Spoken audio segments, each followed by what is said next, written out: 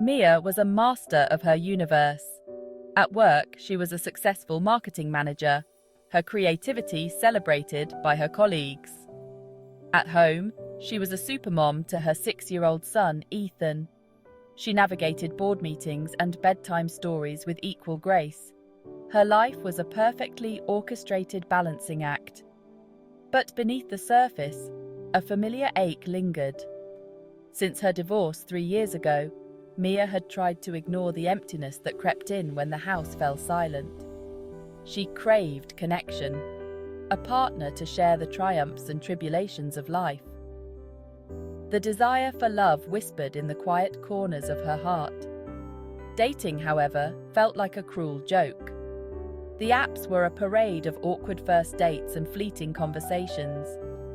The men she met seemed intimidated by her success or unable to comprehend the demands of her life. Mia couldn't shake the feeling that she was carrying a scarlet letter S for single parent.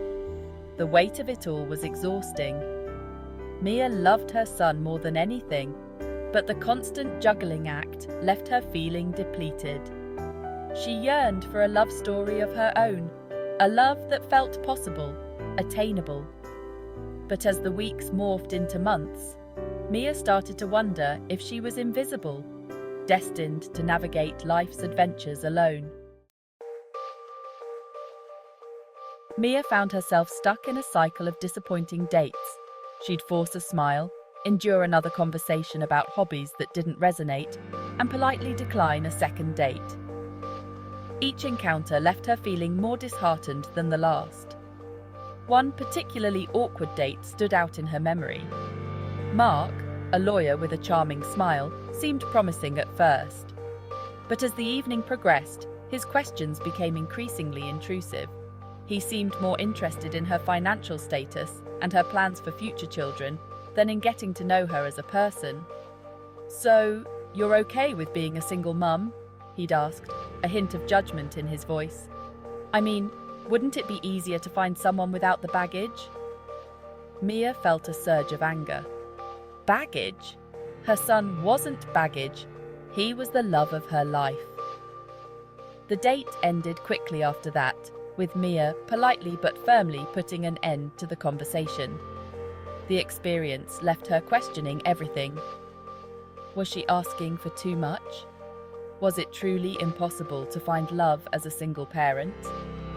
Doubt gnawed at her confidence, whispering that she wasn't enough, that her life was too complicated for a romantic partner. She started to withdraw, her social life dwindling to work events and playdates with Ethan. The vibrant, confident woman she once was felt lost in a sea of self-doubt. One sunny Saturday morning, Mia took Ethan to their favorite bakery. As she waited for their order, her eyes fell on an elderly woman sitting by the window. The woman, Grace, radiated a quiet strength that drew Mia in.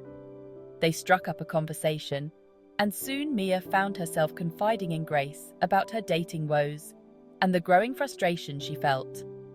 Grace listened patiently, her eyes twinkling with understanding. "My dear," Grace finally said, her voice warm and comforting, "you're looking for love in all the wrong places." Mia frowned, confused. "What do you mean?" "You're so busy trying to find someone to complete you that you've forgotten your own worth," Grace explained gently. "True happiness, true love, starts from within. You need to love yourself first, flaws and all, before you can truly open your heart to another." Her words struck a chord within Mia. Could it be that simple? Was she so focused on finding someone else that she'd neglected her own needs and desires? Grace's words stayed with Mia long after that day. She realized that she had been so caught up in the societal expectations of being partnered that she'd lost sight of her own value. She had been so busy trying to be the perfect mother, the perfect employee, that she'd forgotten how to be kind to herself. Inspired by Grace's words, Mia embarked on a journey of self-discovery.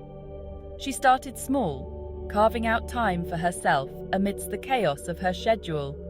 She signed up for a pottery class, her hands finding solace in the feel of clay. She dug out her old yoga mat and rediscovered the peace that came with connecting her breath to her body.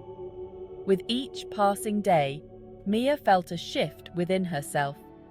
She was no longer seeking validation from potential partners or trying to fit into a mold that didn't feel authentic.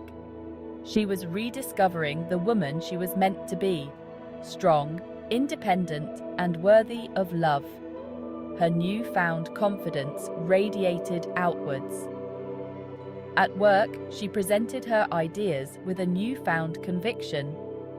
She started saying no to extra commitments, prioritizing her well-being and spending quality time with Ethan. The guilt she used to feel about putting herself first slowly dissipated, replaced by a deep sense of peace. Mia's journey wasn't about finding a partner.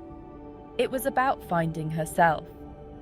It was about embracing the messy, beautiful reality of her life and recognizing that her worth wasn't contingent upon having a romantic partner.